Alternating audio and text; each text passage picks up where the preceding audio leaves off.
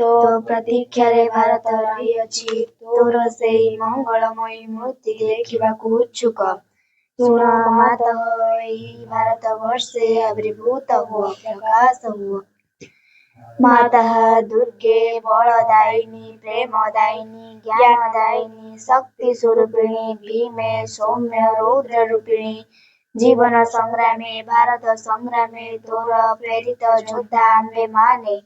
ଦିଅ ମା ପ୍ରାଣେ ମନେ ଅସୁରର ଶକ୍ତି, ଅସୁରର ଉଦ୍ୟମ ଦିଅ ମା। ହୃଦୟରେ ବୁଦ୍ଧିରେ ଦେବ ଚରିତ୍ର, ଦେବ ଜ୍ଞାନ।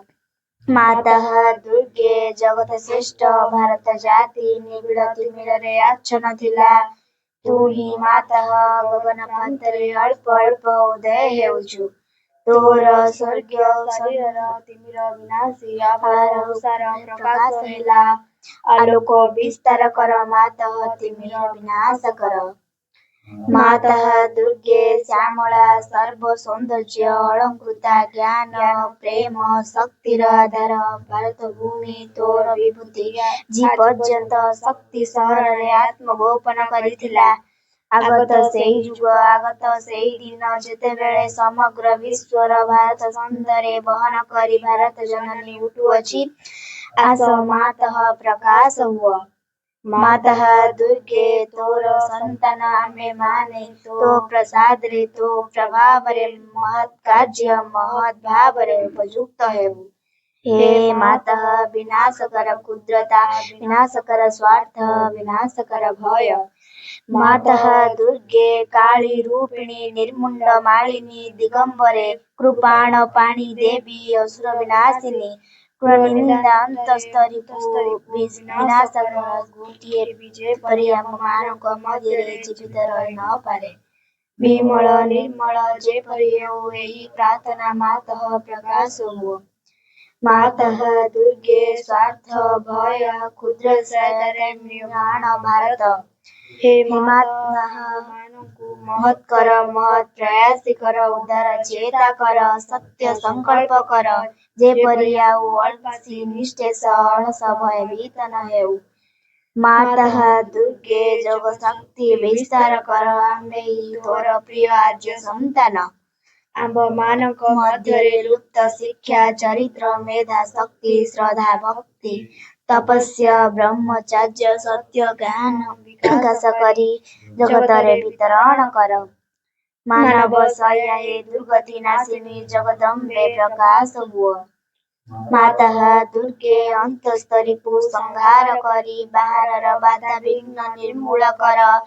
ବଳଶାଳୀ ପରାକ୍ରମୀ ଉନ୍ନତ ଚେତା ଆର୍ଯ୍ୟ ଜାତି ଭାରତର ପବିତ୍ର କାନନରେ, ଉର୍ବର କ୍ଷେତ୍ରେ, ଗଗନ ସହଚର ପର୍ବତ ତଳେ, ପୁତଃ ସରିଲା ନଦୀ ତୀରେ, ଏକତା ପ୍ରେମ ସତ୍ୟ ଶକ୍ତି ଶିଳ୍ପ ସାହିତ୍ୟ ବିକ୍ରମ ଜ୍ଞାନରେ ଶ୍ରେଷ୍ଠ ହୋଇ ନିବାସ କରୁ। ମାତୃଚରଣରେ ଏହି ପ୍ରାର୍ଥନା ପ୍ରକାଶ ହୁଅ। ମାତଃ ଦୁର୍ଗେ ଆମ୍ଭମାନଙ୍କ ମଧ୍ୟରେ ଯୋଗ ବଳରେ ପ୍ରବେଶ କର। ଆମ୍ଭେମାନେ ହୋଇ ଉଠିବୁ ତୋର ଯନ୍ତ୍ର। ଅଶୁଭ ବିନାଶୀ ତରବାରୀ, ଅଜ୍ଞାନ ତିମିର ବିନାଶୀ ପ୍ରଦୀପ। ହେ ମାତଃ ଭାରତର ଯୁବକ ଗଣଙ୍କର ଏହି ବାସନା ପୂର୍ଣ୍ଣ କର। ଯନ୍ତ୍ରୀ ହୋଇ ଯନ୍ତ୍ର ଚଳାଅ, ଅଶୁଭ ହନ୍ତ୍ରୀ ହୋଇ ତରବାରୀ ଘୁରାଅ। ଜ୍ଞାନ ଦୀପ୍ତି ପ୍ରକାଶିନୀ ହୋଇ ପ୍ରଦୀପ ଧର, ପ୍ରକାଶ ହୁଅ। ମାତଃ ଦୁର୍ଗେ ତତେ ପାଇଲେ ଆଉ ବିସର୍ଜନ କରିବୁ ନାହିଁ। ଶ୍ରଦ୍ଧା ଭକ୍ତି ପ୍ରେମର ଡୋରିରେ ବାନ୍ଧି ରଖିବୁ। ଆସ ମାତଃ ଆମ୍ଭମାନଙ୍କ ମନ ପ୍ରାଣ ଶରୀରରେ ପ୍ରକାଶ ହୁଅ। ବୀର ମାର୍ଗ ପ୍ରଦର୍ଶନୀ ଆସ ଆଉ ବିସର୍ଜନ କରିବୁ ନାହିଁ। ଆମ୍ଭମାନଙ୍କ ସମଗ୍ର ଜୀବନ ହେଉ ନିରବଚ୍ଛିନ୍ନ। ମାତୃପୂଜା ଆମ୍ଭମାନଙ୍କ ସକଳ କାର୍ଯ୍ୟ ଅବିରତ ପବିତ୍ର ପ୍ରେମମୟ ଶକ୍ତିମୟ ମାତୃ ସେବା ବ୍ରତ ହେଉ। ଏହା ହିଁ ପ୍ରାର୍ଥନା ମାତଃ ଭାରତରେ ଆବିର୍ଭୂତ ହୁଅ। ମା ଆମକୁ ଜୀବନ ପଥେ ନିଅ ଚଳାଇ। ମା ଆମକୁ ଜୀବନ ପଥେ ନିଅ ଚଳାଇ। ଚାଲିବୁ ତୁମରି ସାଥେ ପାଦ ମିଳାଇ। ଚାଲିବୁ ତୁମରି ସାଥେ ପାଦ ମିଳାଇ। ମା ଆମକୁ ଜୀବନ ପଥେ ନିଅ ଚଳାଇ। ମା ଆମକୁ ଜୀବନ ପଥେ ନିଅ ଚଳାଇ। ଚାଲିବୁ ତୁମରି ସାଥେ ପାଦ ମିଳାଇ। ଚାଲିବୁ ତୁମରି ସାଥେ ପାଦ ମିଳାଇ। ଚାଲିବୁ ତୁମରି ସାଥେ ପାଦ ମିଳାଇ। ଚାଲିବୁ ତୁମରି ସାଥେ ପାଦ ମିଳାଇ। ତୁମେ ଥିଲେ ପାଶେ ପାଶେ କାହାକୁ ଡର।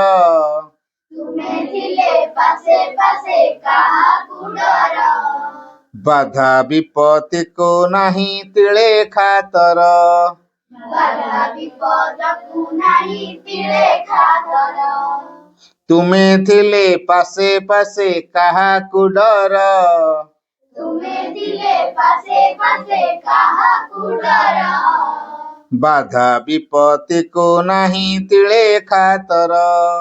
ବାଧା ବିପଦକୁ ନାହିଁ ତିଳେ ଖାତର। ଜାଣି ଝୁଣ୍ଟି ପଡ଼ିଗଲେ ନେବ କୋଳାଇ। ଜାଣି ଝୁଣ୍ଟି ପଡ଼ିଗଲେ ନେବ କୋଳାଇ। ଚାଲିବୁ ତୁମରି ସାଥେ ପାଦ ମିଳାଇ। ଚାଲିବୁ ତୁମରି ସାଥେ ପାଦ ମିଳାଇ। ଚାଲିବୁ ତୁମରି ସାଥେ ପାଦ ମିଳାଇ। ଚାଲିବୁ ତୁମରି ସାଥେ ପାଦ ମିଳାଇ। ମା ଆମକୁ ଜୀବନ ପଥେ ନିଅ ଚଳାଇ। ମା ଆମକୁ ଜୀବନ ପଥେ ନିଅ ଚଳାଇ। ଚାଲିବୁ ତୁମରି ସାଥେ ପାଦ ମିଳାଇ। ଚାଲିବୁ ତୁମରି ସାଥେ ପାଦ ମିଳାଇ। ଚାଲିବୁ ତୁମରି ସାଥେ ପାଦ ମିଳାଇ। ଚାଲିବୁ ତୁମରି ସାଥେ ପାଦ ମିଳାଇ। କଣ୍ଟା ବିଛା ବାଟେ ଯିବୁ ଆଗକୁ ମାଡ଼ି। କଣ୍ଟା ବିଛା ପାଦ କଣ୍ଟା ବିଛା ବାଟେ ଯିବୁ ଆଗକୁ ମାଡ଼ି। କଣ୍ଟା ବିଛା ବାଟେ ଯିବୁ ଆଗକୁ ମାଡ଼ି। ଅଟକିବୁ ନାହିଁ ଆସୁ ବରଷା ଝଡ଼ି। ଅଟକିବୁ ନାହିଁ ଆସୁ ବରଷା ଝଡ଼ି। କଣ୍ଟା ବିଛା ବାଟେ ଯିବୁ ଆଗକୁ ମାଡ଼ି। କଣ୍ଟା ବିଛା ବାଟେ ଯିବୁ ଆଗକୁ ମାଡ଼ି। ଅଟକିବୁ ନାହିଁ ଆସୁ ବରଷା ଝଡ଼ି। ଅଟକିବୁ ନାହିଁ ଆସୁ ବରଷା ଝଡ଼ି। ପାରିବନି ଆମକୁ ମା କିଛି ଟଳାଇ। ପାରିବନି ଆମକୁ ମା କିଛି ଟଳାଇ। ଚାଲିବୁ ତୁମରି ସାଥେ ପାଦ ମିଳାଇ। ଚାଲିବୁ ତୁମରି ସାଥେ ପାଦ ମିଳାଇ। ଚାଲିବୁ ତୁମରି ସାଥେ ପାଦ ମିଳାଇ। ଚାଲିବୁ ତୁମରି ସାଥେ ପାଦ ମିଳାଇ। ମା ଆମକୁ ଜୀବନ ପଥେ ନିଅ ଚଳାଇ। ମା ଆମକୁ ଜୀବନ ପଥେ ନିଅ ଚଳାଇ। ଚାଲିବୁ ତୁମରି ସାଥେ ପାଦ ମିଳାଇ। ଚାଲିବୁ ତୁମରି ସାଥେ ପାଦ ମିଳାଇ। ଚାଲିବୁ ତୁମରି ସାଥେ ପାଦ ମିଳାଇ। ଚାଲିବୁ ତୁମରି ସାଥେ ପାଦ ମିଳାଇ। ଘନ ଘୋର ଅନ୍ଧାରକୁ ମାନିବୁ ନାହିଁ। ଘନ ଘୋର ଅନ୍ଧାରକୁ ମାନିବୁ ନାହିଁ। ଆଗୁସାର ହେବୁ ସଦା ସାହସ ନେଇ। ଆଗୁସାର ହେବୁ ସଦା ସାହସ ନେଇ। ଘନ ଘୋର ଅନ୍ଧାରକୁ ମାନିବୁ ନାହିଁ। ଘନ ଘୋର ଅନ୍ଧାରକୁ ମାନିବୁ ନାହିଁ। ଆଗୁସାର ହେବୁ ସଦା ସାହସ ନେଇ। ଆଗୁସାର ହେବୁ ସଦା ସାହସ ନେଇ। ଦିଅ ଆମ ହୃଦେ ତୁମ ଦୀପ ଜଳାଇ। ଦିଅ ଆମ ହୃଦୟରେ ଦୀପ ଜଳାଇ। ଚାଲିବୁ ତୁମରି ସାଥେ ପାଦ ମିଳାଇ। ଚାଲିବୁ ତୁମରି ସାଥେ ପାଦ ମିଳାଇ। ଚାଲିବୁ ତୁମରି ସାଥେ ପାଦ ମିଳାଇ।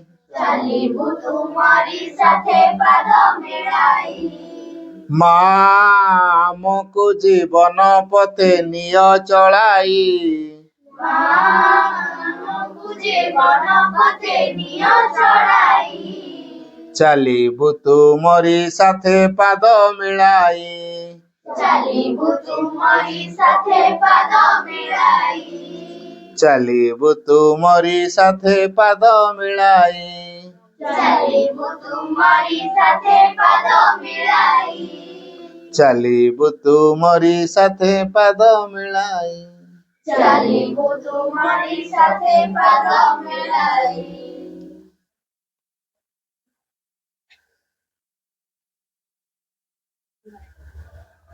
Pranam are the lotus feet of the Divine Mother. Karunamಯಿ ମା ପରମ ପ୍ରଭୁ ଶ୍ରୀ ଅରବିନ୍ଦ ଉପସ୍ଥିତ ସମସ୍ତ ମାତୃସନ୍ତାନ। ତେବେ କୋଉଠି ନା କୋଉଠି ଯଦି ଭିତରେ ଗୋଟେ ଅଭିଶାପ ଥାଏ ବା ମାଙ୍କୁ ଯଦି ଭଲ ପାଇବାଟା ଥାଏ, ତାର ଆବଶ୍ୟକତା ପାଇଁ ଯିଏ ମାଙ୍କୁ ଭଲ ପାଉଛି ତାର ଯାହା ଆବଶ୍ୟକ ମା ସେଟା ଦବା ପାଇଁ କାହାକୁ ନା କାହାକୁ ଗୋଟେ ଯନ୍ତ୍ର ଉପରେ ବ୍ୟବହାର କରିଦେଇଥିବେ। ତେଣୁ ଗୀତା ଆବାର ସେମିତି କଣ ଆବଶ୍ୟକ ଥିବ ହେଲା। ତେଣୁ ମା ତାର ଆବଶ୍ୟକତା ପାଇଁ ମତେ ଆଜି ଜୁଟେଇ ଦେଇଛନ୍ତି। ତେଣୁ ମୁଁ ଯନ୍ତ୍ର ହେଇଯାଇଛି ଆଜି ମାଙ୍କର। ନିଶ୍ଚିତ ନିଶ୍ଚିତ ସୌଭାଗ୍ୟ ଏଇ ବିପଦ ଶୁଣିବାଟା ସେଟା ଗୋଟେ ଆଜ୍ଞା ଆଜ୍ଞା ଆପଣ ଆମ ସମସ୍ତଙ୍କ ପାଇଁ ଆଜ୍ଞା ନା ନିଶ୍ଚିତ। କାରଣ ଜଣେ ଯେମିତି ନିଶ୍ଚିତ କରୁଣା, କାରଣ ସେ କରୁଣାଟା ଜଣକୁ ମାଧ୍ୟମ କରିକି ଆସିବ। ତେଣୁ ସୂର୍ଯ୍ୟ ଆସିଗଲେ ସମସ୍ତେ ଆଲୋକିତ ହେବେ ହେଲା। ସୂର୍ଯ୍ୟଙ୍କୁ ଆବାହନ କରିବା ଲୋକ ଜଣେ ଥିବ କି, ସେ ଯେତେବେଳେ ଆବାହନ କରିତେ ସୂର୍ଯ୍ୟ ଆସିଯାଆନ୍ତି ସମସ୍ତେ ତା ଦ୍ୱାରା ଉପକୃତ ହୁଅନ୍ତି। ସେମିତି ଗୀତା ପାରା ଆଜି ଘରେ ପାର୍ଥର ତେଣୁ ତାର ଅଭିଶାପ ଅଛି। ତେଣୁ ସେ ମାଙ୍କୁ କଣ ପ୍ରାର୍ଥନା କରିଛି, ଯାହା ହଉ ଆସି ମୁଁ ପହଞ୍ଚିଗଲି। ଆଜ୍ଞା ହଁ ଯାଅ ବଢିଆ ବଢିଆ ଯାଅ ମା ତ ଆଣିକି ପହଞ୍ଚେଇ ଦେଇଛନ୍ତି। ଗୋଟେ ବଡ କଥା ହଉଛି, ଗୋଟେ କଥା ଆମ ଭିତରେ ସବୁବେଳେ ପ୍ରଶ୍ନ କରିବା, ମୁଁ ମାଙ୍କ ପାଇଁ କେମିତି ଯୋଗ୍ୟ ହେବି, ମୋ ଜୀବନକୁ ମୁଁ ସାର୍ଥକ କେମିତି କରିବି। ଆଜିକାଲି ସଂସାର ଯାହା ହେଇଛି, ଆମ ଘର ଦ୍ୱାରା ଯେମିତି ହଉଛି, ବାପା ମା ଭାଇ ଭଉଣୀ ଏମାନେ ସବୁ ଯାହା ହଉଛନ୍ତି ହେଲା, ରଗାରୁଷା ଯୁକ୍ତି ତର୍କ ଝଗଡା ଝାଣ୍ଟି, ଏଇଟା ପୁରା ବିଭ୍ରାଟମୟ ପରିବାର ଆମର ସବୁ ହଉନି। ହଁ ଏଇଟା ସବୁ ହଉଛି। ଆଚ୍ଛା, ପଙ୍କ ଭିତରୁ ଯଦି ପଦ୍ମଟା ବାହାରି ପାରୁଛି, ତେଣୁ ସବୁ ଆବର୍ଜନା ଭିତରୁ ମଧ୍ୟ ଆମେ ବାହାରିବା।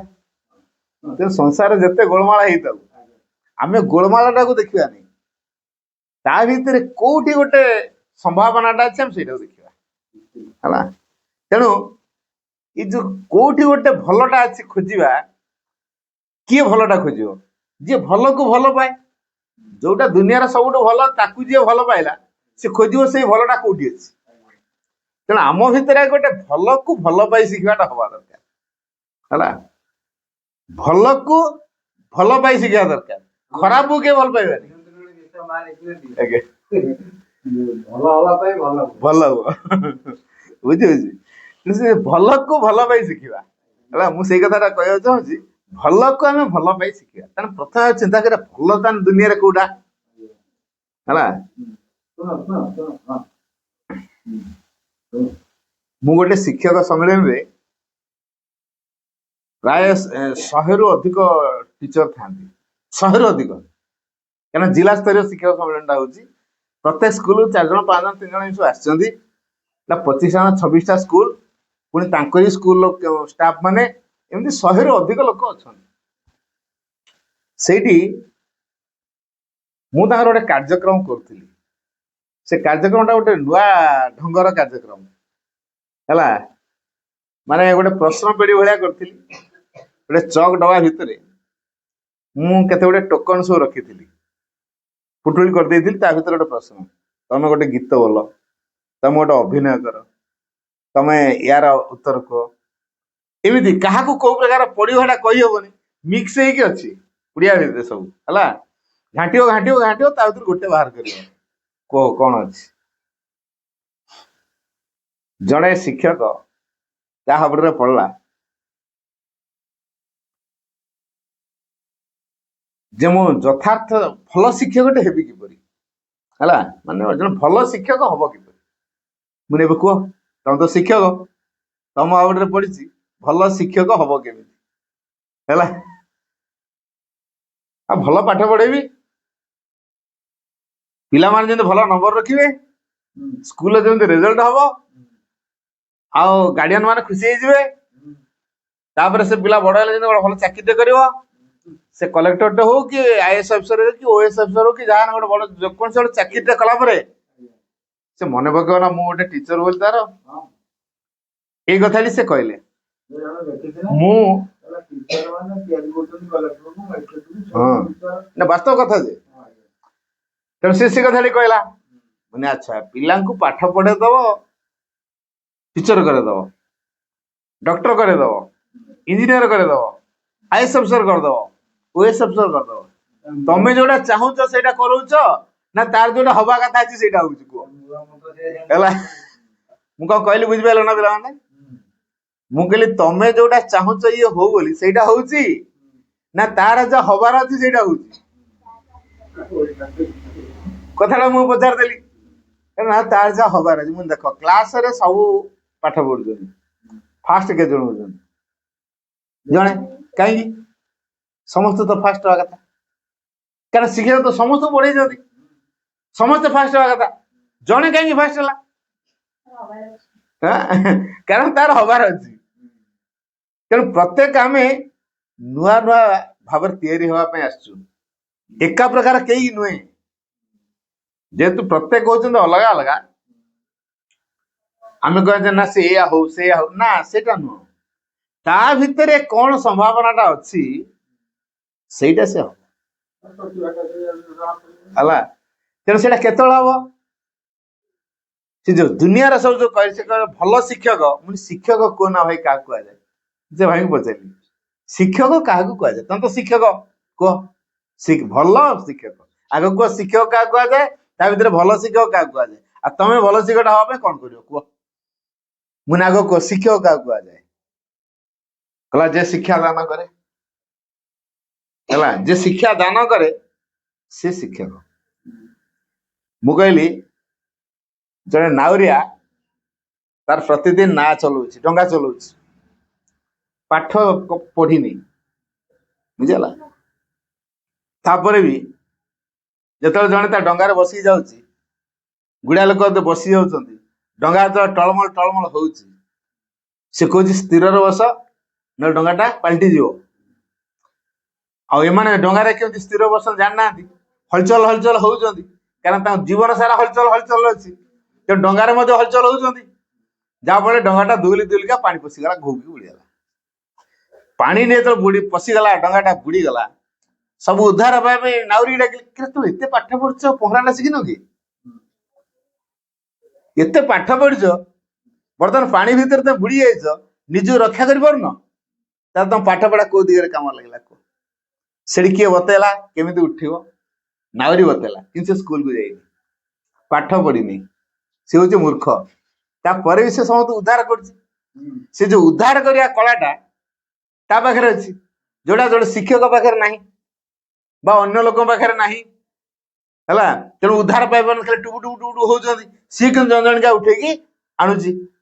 ସିଏ ଯୋଉ ଉଦ୍ଧାର କଲା ସମସ୍ତଙ୍କୁ, ସମସ୍ତେ ଜୀବନ ପାଇପାରିଲେ, ନହେଲେ ମରିଯାଇଥାନ୍ତେ। ସିଏ ଗୋଟେ ବଡ ଶିକ୍ଷକ ନାହିଁ। ଯଦି ଆମେ କହିବା ଯିଏ ସ୍କୁଲକୁ ଯାଉଛି, ଯିଏ ପାଠ ପଢଉଛି ସିଏ ଶିକ୍ଷକ, ବର୍ତ୍ତମାନ ଶିକ୍ଷକ କିଏ? ନାଉରିଆ ହଉଛି ଶିକ୍ଷକ। ଏମାନେ ସବୁ ପାଠ ପଢିବା ଲୋକ ଅଛନ୍ତି, ତା ଭିତରେ ବଡ ଅଫିସର ବି ଅଛି ହେଲା। ଏତେ ପାଠ ପଢିଲେ କଣ ହବ? ବର୍ତ୍ତମାନ ପାଣି ଭିତରେ ଯେତେବେଳେ ଡଙ୍ଗାଟା ବୁଡି ଯାଉଛି, ସେ ନିଜ ଜୀବନକୁ ରକ୍ଷା କରିପାରୁନି, ତାହେଲେ ତା ଶିକ୍ଷା ତାର କୋଉ କାମରେ ଲାଗିଲା? ତା ଜୀବନକୁ ତ ରକ୍ଷା କରିପାରିଲାନି। ତା ଶିକ୍ଷା ସେ କରିଥିଲା କଣ ପାଇଁ? ପାଠ ପଢି ଚାକିରି କରି ପଇସା ରୋଜଗାର କରେ, ଜୀବନକୁ ବୁଝିବା ପାଇଁ ନୁହଁ, ଜୀବନକୁ ରକ୍ଷା କରିବା ପାଇଁ ନୁହଁ, ଜୀବନକୁ ଯେକୌଣସି ପରିସ୍ଥିତିରେ କେମିତି ସମ୍ମୁଖୀନ ହେଇ ହବ। ଗୋଟେ ଜଟିଳ ପରିସ୍ଥିତି, କଠିନ ପରିସ୍ଥିତି ଆସିଲା, କେମିତି ଆଉ ସମ୍ମୁଖୀନ ହବା?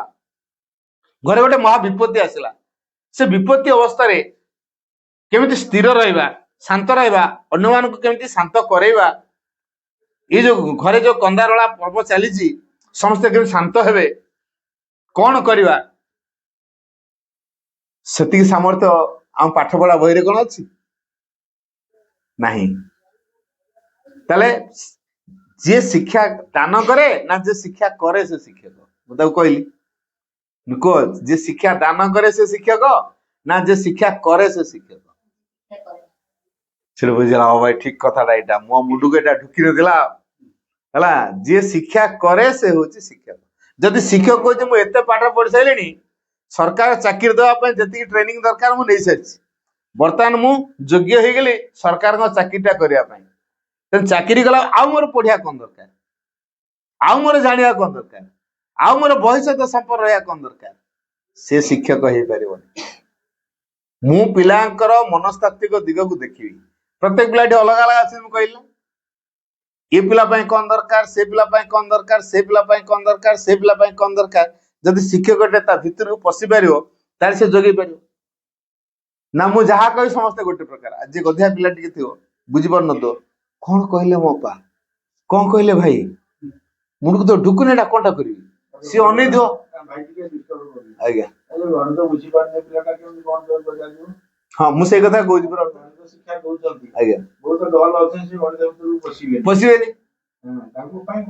कौन करा तेणु ये जो कथाटा तेणु से पिला स्तर में कौन टा जानी सी ता स्तर को आसा पड़ो तार से जो मिशाण शिखी गुणन शिखी हरणटा आसनी हरणटा केमी कर गुणनटे केमी कर संख्या गोटे संख्या आ गोटे संख्या बड़ संख्या जाऊँगी केमी कौन है मिशाण हुए केमी कौन है फेड़ाण हुए आग तक स्तर को ओल्ले पड़ो तापर गणित तो ये देख पांचटा कलु गोटे कर मो आगे पुणे आ गोटे कर पुणे आ गोटे कर बही तार प्रश्न जाता तार दक्षता आगे बढ़ेवा दरकार तार ज्ञान दिगटा आगे बढ़ेवा दरकार ताले से उत्साहित हम गोटे उदाहरण दूसरी जन शिक्षक जान पिला पाठ पढ़ुन जो सबुदिन को पिला गध पिला को पिला टे मध्यम पिला को पिला भल पिला से जानते दिने गध पिला जे सब तो 0 1 2 एमती रखुची है तेणु अन्य मान तुलन से निजको बड़ा इनफेरियर फिल करे अर्थात नीच अनुभव करे सब पिला भल उत्तर दौरान मुझे पारनी तेणु सब चुपचाप हो रहे गोटे अफेन्स भाया लगे हाँ तेणु से पिला को उत्साहित करने शिक्षक गोटे प्लान कले ये पिलाटा सब गध हो रहा बुद्धि बांचिले अच्छा मुझे केतरा मौखिक प्रश्न पचारि अच्छा कहल देखिया गोटे चाउल बस्ता पाखे 5टा मूषा अच्छा कणा करी मूषा मूषा मान सब चाउल को खाऊ गोटे बिले छपिला से देखला मूषा मान को आसला दौड़िकी थैला गोटे मूषा को लेकिन गला खाई सारला पुणी आसला एमती गोटे मूषा को लेकिन खाई पुणी आउ थे आसापी 5 मिनिट समय लगे ताले जो 5टा मूषा को खायापाई केते समय लगे पचारे सब पिला फटफट उत्तर देले 5 × 25 सब कहीदेले शेष गधुआ पिला जी पचारे कहला से 5 मिनिट लगे कौन भाई कहला थरे बिले आसिकी मूषा को नेला परे आउ मूषा माने रहिबे जे जुआर सब गातर बसिबे जे जुआर सब गातर बसिबे आ तो आसबेनि मूषा से बिले खाइब कौनटा तो से गोटी कहीं से खाई से खाइबार चांस पाइबनी है से गोटी को ही खाई तो से 5 मिनिट समय न आउ अधिका समय हबनी वेरी गुड कही पिठीटे थापुड़े देले क्लास भितर आज सबुठ बुद्धिमान प्रश्न उत्तर ये बुद्धि भेरी गुड कही पिठा को थापुड़े देले क्लास सारा समस्त भूल मोर ठीक तार उषाटा बोलार ना हाँ जानल तो तोर पाठ हम तू भावुँ कि तोर पाठ हेनी बोली देख सब पिला भूल करे तू ठीक पाठ हेनी तोर हम केमी सबू पिला भूल कहते मुझे ठीक कह तार चिंता कला सार मत बढ़िया कहे सार मत प्रशंसा करेंगे मो पिठी थापुड़े वेरी गुड कहे ये जो उत्साहटा तार बढ़ला पाठ प्रति आग्रह आसला हाँ सार कथा पूरा शुणिला मन देकी निजे निजे विचार कला बुद्धि घटेला ठीक है ତାହେଲେ ଜ୍ଞାନଟା କୋଉଠି ଥିଲା? ତା ଭିତରେ ଥିଲା ନା ନାଇଁ? ପାଠ ହେଲା ତାର। ଯୋଉ ପିଲା ଗଧ ଥିଲା ସେ ପୁଣି ପାଠ ହେଇଗଲା। ଆଉ ଥରେ ସେ କଣ କଲେ, କ୍ଲାସରେ ତ ବିଭିନ୍ନ ପ୍ରକାର ପିଲା ଅଛନ୍ତି। କ୍ଲାସରେ ଯିଏ ସବୁଠୁ ବ୍ରିଲିଆଣ୍ଟ ପିଲା, ମାନେ ସବୁ ଉତ୍ତର ଫଟାଫଟ ଦିଏ, ଡାକିଲେ ଏଠିକା। ତାଙ୍କ ଟେବୁଲ ପାଖକୁ ଡାକିଲେ, ସାର୍ ତୋର ବେଷ୍ଟ ଫ୍ରେଣ୍ଡ କିଏ?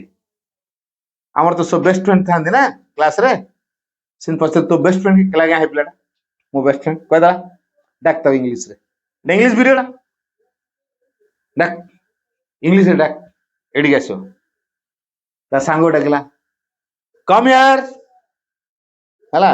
ତା ସାଙ୍ଗ ଗଲା, କମ୍ ହିୟର ତ ଡାକିଛି, କୋଉଠି ଅଛି ସେ? ଶିକ୍ଷକଙ୍କ ପାଖରେ ଅଛି। ପିଲା କୋଉଠି ଅଛି? ତା ଜାଗାରେ ଅଛି। ଡାକିଲା କମ୍ ହିୟର, ଆସିଲା। ତାପରେ କ୍ଲାସର ସବୁଠୁ ଗଧ ପିଲା ଯିଏ, ତାକୁ ଡାକିଲେ,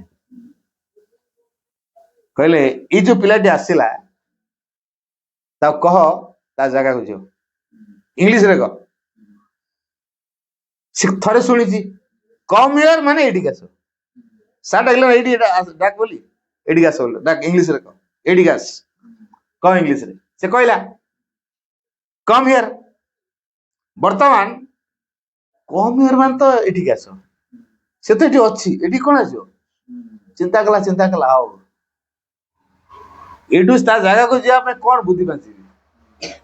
ପିଲା କଣ କଲା, ସେ ଗଧ ପିଲା, ଯୋଉ ପିଲାଟା ଆସିଥିଲା ତା ଜାଗାକୁ ଚାଲିଗଲା ହେଲା। ଗଧ ପିଲାଟି ଆସିଥିବା ପିଲା ଜାଗାକୁ ଚାଲିଗଲା, ତା ଜାଗାକୁ ଥିଲା ଡାକିଲା କମ୍ ହିୟର, ଗଲା ତା ଜାଗାକୁ। ସେ ପିଲା ଗଲା କି ନାହିଁ? ଯୋଉ ପିଲାଟି ଆସିଥିଲା ସେ ତା ଜାଗାକୁ ଗଲା କି ନାହିଁ? ଗଲା। ସାର୍ ମୁଣ୍ଡରେ ହାତ ଦେଲେ, ଭଗବାନ କି ବିଚକ୍ଷଣ ବୁଦ୍ଧି ୟାର। ଗୋଟେ କଥା ଜାଣିଛି ସେ, କମ୍ ହିୟର ଏଇଟା ଜାଣିଛି ସେ, କାହିଁକିନା ପ୍ରଥମ ପିଲାଟା କହିଲା କମ୍ ହିୟର, ଏଠିକି ଆସ। ତେଣୁ ସେଇଟାକୁ ସେ ପ୍ରୟୋଗ କଲା, ଯୋଉଟାକୁ ଜାଣିଲା ସେଇଟାକୁ ସେ ପ୍ରୟୋଗ କଲା। ତେଣୁ ଏଇଟା ହଉଛି ଜ୍ଞାନ, ଏଇଟା ହଉଛି ଶିକ୍ଷା, ବୁଝିହଉଛି? ତେଣୁ ଆମେ ସେମିତି ଯାହା ପଢୁଛୁ ତାକୁ କୋଉ କ୍ଷେତ୍ରରେ ପ୍ରୟୋଗ କରୁଛୁ? ପ୍ରୟୋଗ ନାହିଁ, ଶିକ୍ଷା କୋଉଠୁ ଆସିବ? ତେଣୁ ଯିଏ ଶିଖିବାର ଇଚ୍ଛା ନବ, ଫୁଲଟି ବି ଶିଖିବ, ପିମ୍ପୁଡ଼ିଟି ବି ଶିଖିବ, ଆଉ ଉଇଠୁ ବି ଶିଖିବ, କୁକୁରଠୁ ବି ଶିଖିବ। ଆମ ଚାରିପଟେ ଯେତେ ଜୀବଜନ୍ତୁ ଗଛଲତା ଯାହା ଯାହା ସଂସ୍ପର୍ଶ ସେ ଆସୁଛି, ତାଠି କଣ ଶିଖିବାର ଅଛି ହେଲା। ମହୁମାଛି ଦେଖିଛ? ମହୁମାଛି କୋଉଠି ରହେ? ମହୁ ଫଣାରେ। ମହୁ ଫଣା ସେ ବନାଏ କେମିତି? ବିଭିନ୍ନ ଫୁଲକୁ ସେ ଯାଏ, ବିଭିନ୍ନ ଫୁଲକୁ ଯାଏ, ସେଟା ମହୁକୁ ଆଣିକି ତା ଫଣାରେ ସେ ରଖେ ହେଲା। ତାହେଲେ ମହୁ ଫଣାରେ ସବୁ ମହୁ ଗୁଡାକ ଅଛି, ବିଭିନ୍ନ ଗଛର ଫୁଲର ମହୁ ମହୁ ଫଣା ଭିତରେ ଅଛି। ଏଇ ଯୋଉ ବିଭିନ୍ନ ଗଛକୁ ସେ ଗଲା, କଣ ଆଣିଲା? ମହୁ ଆଣିଲା, ଫୁଲକୁ ନଷ୍ଟ କରିଦେଲା କି? ସେଇଭଳି ଆମେ ବିଭିନ୍ନ ଲୋକଙ୍କ ସହିତ ମିଶିବା, ତା ଭିତରେ ଥିବା ମହୁଟିକୁ ସଂଗ୍ରହ କରିକି ଆଣିବା। ଆମେ ହବା ମହୁମାଛି। ମହୁଟା କୋଉଟା? ଭଲ ଗୁଣଟା। ତାହେଲେ ଭଲ ଗୁଣ ଖାଲି କଣ ମୋ ପାଖରେ ଏକା ଅଛି? ଅନ୍ୟମାନଙ୍କ ପାଖରେ ଭଲ ଗୁଣ ନାହିଁ? ତେଣୁ ତା ଭିତରେ କଣ ଭଲ ଗୁଣ ଅଛି, ୟା ଭିତରେ କଣ ଭଲ ଗୁଣ ଅଛି, ୟା ଭିତରେ କଣ ଭଲ ଗୁଣ ଅଛି, ଏମିତି ମୋ ଚାରି ପାଖ ଲୋକଙ୍କ ଭିତରେ ଭଲ ଗୁଣଟା କଣ ଅଛି? ଖରାପ ତ ବହୁତ ଅଛି ହେଲା, ଖରାପ ବହୁତ ଅଛି। ମୁଁ ଏଇନା ଗୋଟେ ସାର୍ଟ ପିନ୍ଧିଛି, ଏଠି ଯଦି ଡଟ୍ ପେନ୍ ଲାଗି ଗୋଟେ କଳା ଦାଗଟା ଲାଗିବ, ଭାଇ କଳା ଦାଗଟା କୋଉଠି ଲଗେଇଲେ? କଳାଟା ଝଟକି ଦେଖାଯିବ, ବୁଝିଗଲା? ମୋ ସାର୍ଟର କଳା ଦାଗଟା ଝଟକି, ଭାଇ କଳା ଦାଗଟା କୋଉଠି? କଳା କେଉଁ ଲାଗିଲା? ଏଟା କାଳି ବୋଧେ ଝରି ଯାଇଛି ଆଉ ଲାଗିଯାଇଛି, ଆଉ ମୁଁ ଜାଣିପାରୁନି, କାରଣ ପକେଟଟା ମୋର କାଳିଆ ହେଲା, କଳା ଦାଗଟା। ଆଚ୍ଛା, ଏତେ ବଡ ସାର୍ଟଟା ଧଳା ଭଳିଆ ଦେଖା ହଉଛି, ଅରେଞ୍ଜ କଲର ଦେଖା ହଉଛି ହେଲା, ସେଟା ଭଲ ଦେଖା ହଉନି। ଏଇ କଳା ଦାଗଟା ଟିକିଟେ, ସେଇଟା ତମକୁ ଦେଖାହେଲା। ଏତେ ବଡ ସାର୍ଟର ଅରେଞ୍ଜ କଲରଟା ଅଛି, ସେଇଟା ତମେ ଦେଖିପାରୁନ, ଅଥଚ ଏ କଳା ଦାଗଟା ତମେ ଦେଖିପାରିଲ। ଏଇଟା ହଉଛି ମଣିଷର ପ୍ରକୃତି ହେଲା। ମଣିଷ କଣ କରେ? ଭଲ ଗୁଡା ଜମା ଦେଖିବନି, ଖରାପ ଗୁଡା ଦେଖିବ। ଜଣେ 100ରୁ 99ଟା ଭଲ କରିଥିବ, ଗୋଟେ ଭୁଲ କରିଥିବ, ଲୋକ କୋଉଟାକୁ ଦେଖିବେ? ଭୁଲଟାକୁ ହିଁ ଦେଖିବେ ହେଲା। ତାମାନେ ଭୁଲଟା ଦେଖାହେଲା କେମିତି? ଆମେ ସେ ଭୁଲ ଭିତରେ ଅଛୁ, ତେଣୁ ଆମକୁ ଆଗ ଭୁଲଟା ଦେଖାହେଲା ହେଲା। ଭଲଟା ଭିତରେ ଆମେ ନାହୁଁ, ତେଣୁ ଆମକୁ ଆଉ ଭଲ ଦେଖାଯାଉନି। ବୁଝି ହଉଛି? ତେଣୁ ଯୋଉ ଭଲ ପ୍ରତି ରୁଚି ରହିଲେ ଦୁନିଆର ସବୁଠୁ ଭଲ କୋଉଟା? ତାପରେ ଏଇ ଯୋଉ ଭଲକୁ ଖୋଜିବାକୁ ଯେ ଚାହିଁବ ତା ପାଇଁ ସବୁଗୁଡା ଭଲ ହିଁ ଦେଖାଯିବ। ମୁଁ ତ ଖରାପ ଖୋଜିବାକୁ ଚାହିଁଲି, ତା ଭିତରେ ଦୋଷ କଣ ଅଛି? ଇଏ ବେଶୀ ରାଗି, ଇଏ ବେଶୀ ଜିଦିଆ, ଇଏ ବେଶୀ ଲୋଭୀ, ଇଏ ଭାରି କଞ୍ଜୁସ ହେଲା, ଇଏ ଭାରି ଟିଙ୍ଗା, ଏଭଳିଆ ଏମିତି ସବୁ ଗୁଣ ଆମର ସବୁ ବାଛି ସେ ଗୁଣି। ୟାର ଏଇ ଗୁଣ ଅଛି, ତାର ସେ ଗୁଣ ଅଛି, ତାର ସେ ଗୁଣ ଅଛି। ଭଲ ଗୁଣ କଣ ଅଛି? କଣଟା ଭାଇ ତାର ଭଲ ଗୁଣ? କିଛି ଭଲ ଗୁଣ ନାହିଁ, କିଛି ଭଲ ଗୁଣ ନାହିଁ, ଖାଲି ମଣିଷ ହେଇଯାଇଛି ସେ। ମନେ ରଖିବା, କୌଣସି ମନୁଷ୍ୟ, ମାଙ୍କ ପିଲା ତ ଆମେ ସବୁ ନା, ମା କହିଛନ୍ତି ଏଇଟା କଣ କହିଛନ୍ତି ଜାଣିଛ?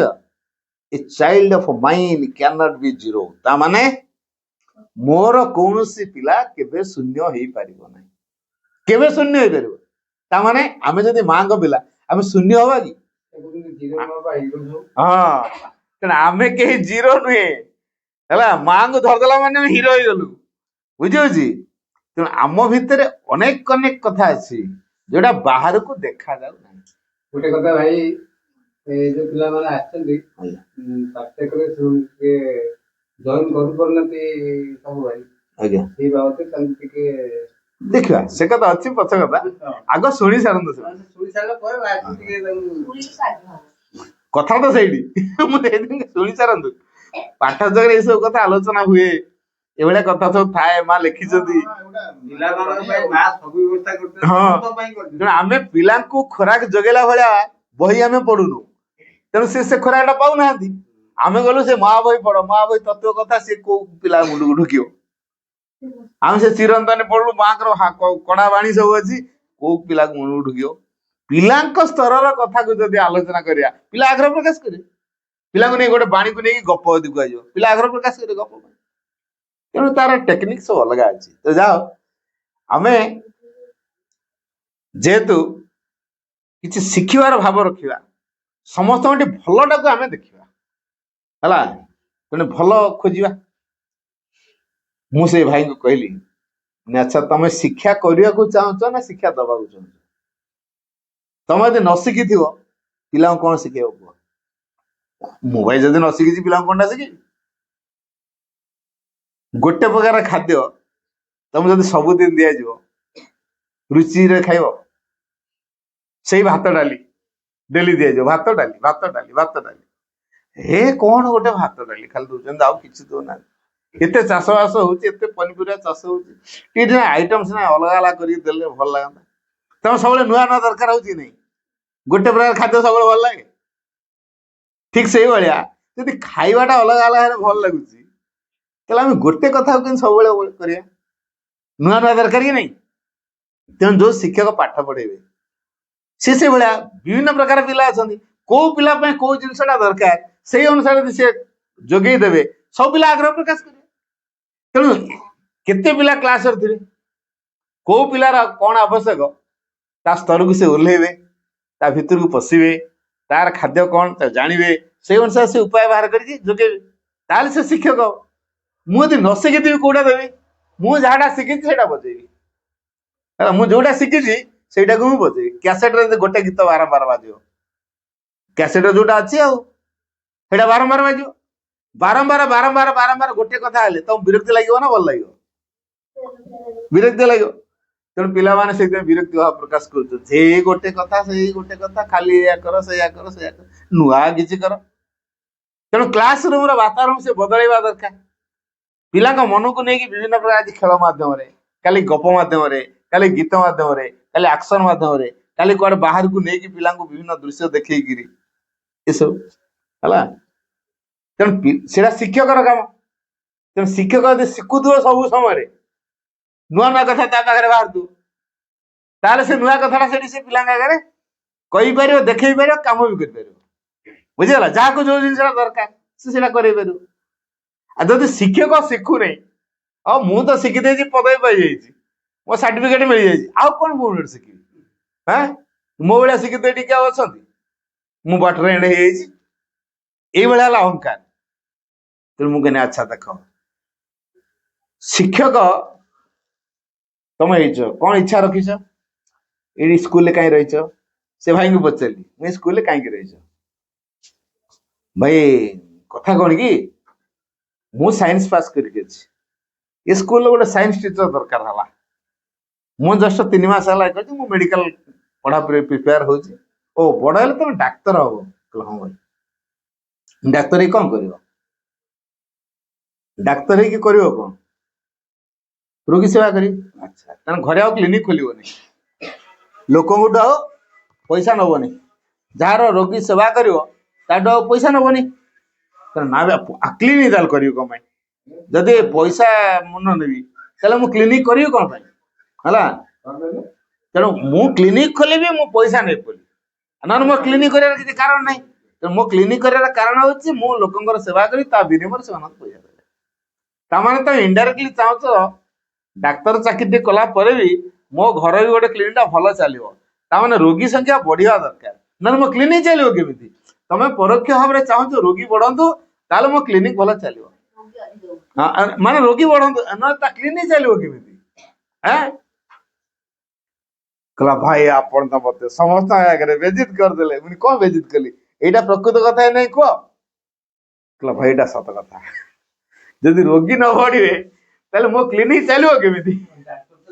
ତାମାନେ ତମେ ଡାକ୍ତରୀ ପାଠ ପଢିକି ଚାହୁଁଛ ରୋଗୀ ସଂଖ୍ୟା ବଢନ୍ତୁ, ଡାକ୍ତର ସମ୍ମିଳନୀ କହ ରୋଗ କେମିତି ଦୂରୀଭୂତ ହବ, ଓଡିଶାରୁ ବା ଭାରତ ବର୍ଷରୁ ଏଇ ରୋଗଟା କେମିତି ପୁରା ମୂଳୋତ୍ପାଟନ ହବ, ସେଥିପାଇଁ କଣ ବ୍ୟବସ୍ଥା କରାଯାଇପାରିବ? ଡାକ୍ତର ସମ୍ମିଳନୀରେ ବଢିଆ ବଢିଆ ପ୍ରସ୍ତାବ ଦେଲ, ବଢିଆ ବଢିଆ କଥା ବି କହିଲ, କିନ୍ତୁ କ୍ଲିନିକ ଆସି କଣ ଚିନ୍ତା କଲ? ରୋଗୀ ସଂଖ୍ୟା କେମିତି ବଢିବେ? କାହିଁ ରୋଗୀ ଗୁଡା କଣ ଆଉ ଆସୁନାହାନ୍ତି? ରୋଗୀ ଆଉ ନାହାନ୍ତି ନା କଣ? ରୋଗୀ ନହେଲେ ମୋ ବେପାର ଚାଲିବ କେମିତି? ମୁଁ ବେପାର ଚାଲିବ କେମିତି?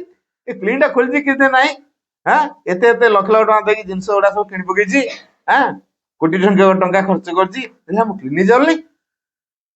ଦିନ ଯଦି 10 ଲକ୍ଷ 5 ଲକ୍ଷ ଯଦି ନହେଲା ତାହେଲେ ଲାଭ କଣ ହେଲା? କୋଟି କୋଟି ଟଙ୍କା ଖର୍ଚ୍ଚ କରିକି ବଡ ହସ୍ପିଟାଲ ସେ କରିଛନ୍ତି, ଦିନକୁ 10 ଲକ୍ଷ 15 ଲକ୍ଷ 20 ଲକ୍ଷ ଆଦାୟ କରିଦଉଛନ୍ତି, ଅପରେସନ କରିବେ 5 ଲକ୍ଷ ହେଲା। ତେଣୁ ଏମିତି କେତେଟା ପ୍ୟାସେଞ୍ଜର ଜୁଟିଗଲେ ଗଲା ଆଉ କଣ ଅଛି, ବୁଝିହଉଛି? ଦିନକୁ 15 20 ଲକ୍ଷ 30 ଲକ୍ଷ 50 ଲକ୍ଷ ଇନକମ କରିଦଉଛନ୍ତି। ଏଇଟା କଣ ମହତ୍ କାମ? ଏଇଟା ଭଲ କାମ? ଏଇଟା ଭଲ ଭାବ କି ତା ଭିତରର? ଏଇଟା ଭଲ ରୁଚି କି? ତାହେଲେ ଭଲ ରୁଚି ରଖିବା ଦରକାର। କୋଉଟା ସବୁଠୁ ଭଲ? ଦୁନିଆର ସବୁଠୁ ଭଲ କି? ଯାହା ଭିତରେ କୌଣସି କାଳିମା ନଥିବ, କୌଣସି ଖରାପ ଗୁଣ ନଥିବ, ସେ କିଏ? ଭଗବାନ ହେଲା। ତେଣୁ ଭଗବାନ ହେଲେ ଶୁଭ, ତେଣୁ ଯିଏ ଭଗବାନଙ୍କୁ ଭଲ ପାଇବ ଭଗବାନ ପାଖରେ ଯାହା ଅଛି ସେଟା ତା ପାଖକୁ ପଳେଇ ଆସିବ, ବୁଝିଲା? ଆମେ ଯାହା ସଂସ୍ପର୍ଶରେ ଆସିବା ତାଠି ଯୋଉ ଗୁଣ ଅଛି ସେଟା ଆମ ପାଖକୁ ସଞ୍ଚରି ଆସିବ। ମୁଁ ଯଦି ସାଧୁ ଲୋକ ସାଙ୍ଗରେ ମିଶିବି ସେ ସାଧୁର ଯୋଉ ଯୋଉ ଗୁଣ ଅଛି ହେଲା ସେ କଥା ହବ। ଆଉ ଆମେ ଯାନ୍ତ୍ରିକ ଭାବରେ ସବୁ ପାଠ ପଢୁଛୁ। ଜଣେ ଋଷି ଗୁରୁ ଜଣେ ବୟସ ହେଲାଣି, ସେ ଟିକେ ରାଗି, ତାଙ୍କ ଚେଲା ତାଙ୍କର ସବୁବେଳେ ଗୋଟେ ଗାଡି କରିକି ନେଇକି ଯାଏ, ଶଗଡ଼ରେ ବସେଇଛନ୍ତି। ହଠାତ୍ ତାଙ୍କ କମଣ୍ଡଳଟା ବାଟରେ ଖସି ପଡିଲା, ଆଉ ହୋସ ନାହିଁ, ବୟସ ହେଲାଣି ନା, କୋଉଠି ପଡିଯାଇଛି ମନେ ନାହିଁ। ଶଗଡ଼ ଗାଡି ଯୋଉଠି ଅଟକିଲା ଗୋଟେ ଖାଲୁଆ ଜାଗାରେ, ମୋ କମଣ୍ଡଳଟା କହିଲା ବାଟରେ ପଡିଗଲା, ତୁ ଜାଣିଥିଲୁ? କହିଲା ହଁ। ଆଉ ଆଣିଲେ? କହିଲା ଆପଣ ମତେ କହିନାହାନ୍ତି, ଆପଣ ମତେ କହିନାହାନ୍ତି ନା, ମୁଁ ଯାହା ଯାହା କହିବି ସେୟା କରିବୁ, ଏହା କହିଛନ୍ତି ନା, ଆପଣ ମତେ କହିନାହାନ୍ତି, ମୁଁ କେମିତି କରିବି? ହଉ ତତେ ତାହେଲେ ଗୋଟେ ଲିଷ୍ଟ ଦିଆଯିବ, ତ ଏଇ କାମ ସବୁ କରିବୁ ହେଲା। ଗୁରୁ ଗୋଟେ ଲିଷ୍ଟ ଦେଇଦେଲେ, କଣ କଣ ସେ କରିବ, ମନେ ରଖିଥା ଏଇ କାମ ତୁ ସେ କରିବୁ ହେଲା, ଆଉ ମତେ ବାରମ୍ବାର ପଚାରିବୁ। ତାପରେ ଚାଲିଛି ଗାଡି, ହଠାତ୍ ଗାଡିଟା ଗୋଟେ ଖାଲୁଆ ଜାଗାରେ ଏମିତି ପଡିଲା ଯେ ଗୁରୁ ପୁରା ନଉଟି ପଡିଗଲେ, କାଦୁଅ ପଙ୍କ ଗୋବର ଭିତରେ ପୁରା ମିଶି ହେଇଗଲେ। ଆରେ ଉଠା, ଆଜ୍ଞା ଏଟା ଲିଷ୍ଟ ଭିତରେ ନଥିଲା, ଆପଣ ଯୋଉ ଲିଷ୍ଟ ଦେଇଛନ୍ତି ସେ ଲିଷ୍ଟ ତ ଲେଖି ନାହାନ୍ତି, ମୁଁ ପଡିଗଲେ ମତେ ଉଠେଇବି ବୋଲି ମତେ ଉଠଉନ ଆଜ୍ଞା ଲେଖି ନାହାନ୍ତି ପରା ଉଠା ତାପରେ ଉଠେଇଲା ଆମେ ହଉଛୁ ଠିକ ସେଇଭଳିଆ ଶିଷ୍ୟ ଗୁରୁ ଯାହା କହିବେ ଆମେ ସେଇଆ କରୁଛୁ ହେଲା ଜ୍ଞାନ ହବ କି ଏଥିରେ ଆମେ ଅନେଇଥିବା କହିଲେ ଯେ କରାହବ ବୁଝିପାରୁଛି ଘରଟା ଜଳିବ ତ ମତେ କୁହନ୍ତୁ ପାଣି ଢାଳିବା ପାଇଁ ତାହେଲେ ଢାଳିବି ନା ଜଳିଥାଉ ହଁ ଘର ନିଆଁ ଲାଗିବ ତ ଦେଖୁଥିବି ସେଠି କାଗଜ ପତ୍ର ସବୁ ପୋଡିଗଲାଣି ମୁଁ ଦେଖି ଗୁରୁ କହିନାହାନ୍ତି ପାଣି ଢାଳି ଲିଭିବା ପାଇଁ ଥାଉ ଜଳିଥାଉ ହବ କଥାଟା ସେଇଠି ଶିକ୍ଷା କୋଉଟା ବୁଝିପାରୁଛି ନା ହଁ କୋଉ ସମୟରେ କଣ କରାଯିବ ଯିଏ ଭିତରୁ ଉପାୟ ବାହାର କରିପାରୁଥିବ ସିଏ ହଉଛି ପ୍ରକୃତ ଶିକ୍ଷା ଲାଭ କରୁଛି ହେଲା ଆଉ ଆମେ ଖାଲି ପାଠ ବହିରେ ଯାହା ଲେଖା ହେଇଛି ସେଇଟା ଘୋଷିଛୁ ପରୀକ୍ଷା ଖାତାରେ ଲେଖୁଛୁ ଜଣେ ଦିଦି ପରୀକ୍ଷା କର ମାନେ ଓରାଲ ପିଲାଙ୍କର ପରୀକ୍ଷା କରୁଥିଲେ ଅପା ଜଣେ ହେଲା ତେଣୁ ସେ ଅପା ଜଣକ ଯାହା ଯାହା କହୁଛନ୍ତି ପିଲା ସବୁ କହନ୍ତି ଆଉ ଶିଖେଇ ଦେଇଛନ୍ତି ଆଗରୁ ଆଚ୍ଛା ଗୋଟେ ପିଲା ପଚାରିଲେ କହ what is your father's name what is your mother's name how old are you what is your name which class do you read in ଏମିତି ସବୁ ପଚାରି ଚାଲିଛନ୍ତି ଇଂଲିଶରେ ଓରାଲ ହଉଛି ମୌଖିକ ପରୀକ୍ଷା ହଉଛି ତାପରେ ସେ ତ ଆଗରୁ ଶିଖେଇଛନ୍ତି what is your father's name what is your mother's name ସବୁ ଶିଖେଇଛନ୍ତି ବର୍ତ୍ତମାନ ଟିକେ ବୁଲେଇ ପକେଇଦେଲେ what is your mother's husband's name এটা আমি কই নাহাନ୍ତି ହେଲା ତମ ମାଙ୍କର ସ୍ୱାମୀ ନା କଣ এটা ମତେ ବାପା ନା କଣ ବାପା ନା କହିଛନ୍ତି ବାପା ନା କଣ ସେଟା ବାପା ମାଙ୍କର ସ୍ୱାମୀ ବୋଲି କହିନାହାନ୍ତି ହେଲା ବୁଝିହଉଛି ଅପାଟା କୁହାହେଇନି ଆମକୁ କଣ କୁହାହେଇନି what is your mother's husband's name କୁହାହେଇନି ହେଲା what is your father's name କୁହାହେଇଛି ନା ହଁ କୁହାହେଇଛି ହେଲା ବାପା ନାଁଟା କୁହାହେଇଛି ମାଙ୍କ ସ୍ୱାମୀ ନାଁଟା କୁହାହେଇଛି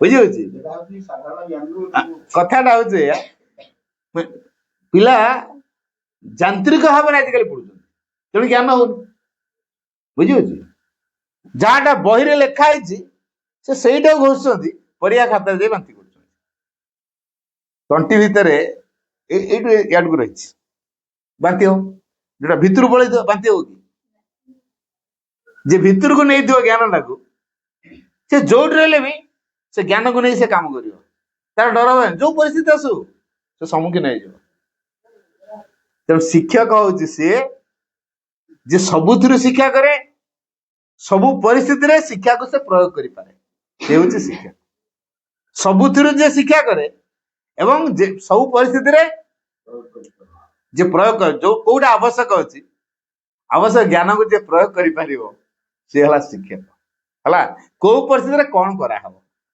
ନା ଏଇଟା କୁହାଏ ନ କଲା ନ କୁହାହେଲା କଣ ଏଇଟା ତ ନୈତିକତା ହେଇଗଲା ତମେ ନିର୍ଦ୍ଦିଷ୍ଟ ନିୟମ ଭିତରେ ପଡିବ ମାନେ ତାର ନୈତିକତା ଛାଞ୍ଚରେ ଯୋଉ ଇଟା ଗଢା ହଉଛି ସବୁ ଗୋଟେ ପ୍ରକାର ହଉଛି ନା ନାଇଁ ଛାଞ୍ଚରେ ଯୋଉ ଇଟା ଗୁଡା ଗଢା ହଉଛି ଘର କରିବା ପାଇଁ ସବୁ ଗୋଟେ ପ୍ରକାର ହଉନି କଣ ଆମେ ସବୁ ଛାଞ୍ଚରେ ତିଆରି ହେଇଛୁ ଆମ କାଦୁଅ ଆମେ ନରମା କାଦୁଅ ଆମକୁ ଦଳି ଚକଟିକି କିନଭିନ କରିକି କାଦୁଅ ଭଳିଆ କରିକି ତାପରେ ଛାଞ୍ଚରେ ପକେଇ ଉଠେଇବେ ଇଟା ହେଲୁ ତାର ଘର ଏଇଆ ଆମକୁ ଦଳି ଚକଟା ଦିଆଯିବ ଦଳିବେ ଚକଟିବେ ଏଇଆ କରିବେ ହଁ ଆମେ ଗୋଟେ କଢ ଫୁଲ ହେଇକି ଫୁଟିବୁ ଛୋଟିଆ ହେଇପାରୁ ବଡ ହେଇପାରୁ ହେଲା ଯିଏ ଭଲ ଗଛଟି ଯଦି ହୃଷ୍ଟପୃଷ୍ଟ ହେଇଗଲା ଫୁଲଟା ବଡ ହବ ଆଉ ଯୋଉ ଗଛଟା ରୁଗିଣା ହେଇଗଲା ଛୋଟିଆ ଫୁଲଟା ହବ ବୁଝିଛ ନାଇଁ କିନ୍ତୁ ଆମେ ସବୁ ଗୋଟେ ଗୋଟେ କଢ ଫୁଲ ଫୁଟିବୁ ଆଚ୍ଛା କଢରୁ ଫୁଲ ଫୁଟିବା ପାଇଁ କଣ ଦରକାର ଗଛ ମୂଳରେ ପାଣି ଦେବା ଦରକାର ତାହେଲେ କଢରୁ ଫୁଲଟା ଫୁଟିବ ଗଛର ତେଣେ ଯତ୍ନ ନେବା ଦରକାର ସେମିତି ଆମ ମୂଳ ଜିନିଷ ଅଛି ଗଛରୁ କଢଟା ହେଇଛି ନା ଆଗ କଢ ହେଇଛି ପଛେ ଗଛ ହେଇଛି ଆଗ ଗଛ ହେଇଛି ତାପରେ କଢ ହେଇଛି ତାହେଲେ ଗଛର ଯତ୍ନ ନେବା ଦରକାର ନା ନାହିଁ ତେଣୁ ଆମ ଆତ୍ମାଟା ଆଗେ ନା ଶରୀର ମନ ପ୍ରାଣ ଆଗେ ଆତ୍ମାଟା ଆଗେ ହେଲା ଆତ୍ମାଟା ଯଦି ଆଗେ ଆଗ ତାର ଯତ୍ନ ନେବା ଦରକାର ହେଲା ଯେ ଆତ୍ମାର ପାଇଁ କାମ କରିବ ସିଏ ହବ ଶିକ୍ଷକ ତେଣୁ ତମେ ବି ତମେ ଯଦି ଆତ୍ମା ପାଇଁ କିଛି କଲ କି ଶିଖିବ ତାହେଲେ ଶିକ୍ଷକ ହେଲ ଆଉ କଣ ଅଛି। ବୁଝିପାରୁଛି। ଯେମିତି ମୁଁ କହିଲା ଯେ ଶିକ୍ଷା କରେ ସେ ହେଲା ଶିକ୍ଷକ। ଯେ ସବୁଦିନ ଶିକ୍ଷା କରୁଛି, ସବୁଠୁ ଶିଖୁଛି, ତା ପାଇଁ ଗୋଟେ ନିର୍ଦ୍ଦିଷ୍ଟ ବହିରୁ ସେ ଶିଖୁନି ହେଲା। 9 ବର୍ଷର ଗୋଟେ ପିଲା, ମୁଁ ଦେଖୁଥିଲି କେବିସି ପ୍ରୋଗ୍ରାମ ଅମିତାଭ ବଚ୍ଚନର, 9 ବର୍ଷର ଗୋଟେ ପିଲା କୋଟିଏ ଟଙ୍କା ପାଇଲା, ତାପରେ ଥିଲା 7 କୋଟି ଟଙ୍କା ପାଇଥାନ୍ତା। ତା ଡାଉଟ୍ ହେଲା, ନା ମୁଁ କ୍ୱିଟ୍ କରିଦେବି। ଲାଷ୍ଟ କ୍ୱେଶ୍ଚନ କହିଲା କ୍ୱିଟ୍ କରିଦେବି। କୋଟିଏ ପର୍ଯ୍ୟନ୍ତ ଯାଇଛି ହେଲା। କୋଟିଏ ଗଲା ପରେ ତାପରେ 10 କୋଟି ଟଙ୍କା, ସେ କୋଟି କୋଟି ତା 7 ଲକ୍ଷ ପାଇଥାନ୍ତା, 7.5 ଲକ୍ଷ, କିନ୍ତୁ ତା ଲାଷ୍ଟ ଥିଲା କ୍ୱିଟ୍ କରିଦେଲା। ତାକୁ ପଚାରିଲି, ଆଚ୍ଛା ତମେ ଏତେ କମ ବୟସର ପିଲା ହେଇ, ମୁଁ ଯୋଉ ପୁରାଣ ଶାସ୍ତ୍ର କଥା ପଚାରିଲି ତମେ ସବୁ ଶିଖିଲ କୋଉଠୁ?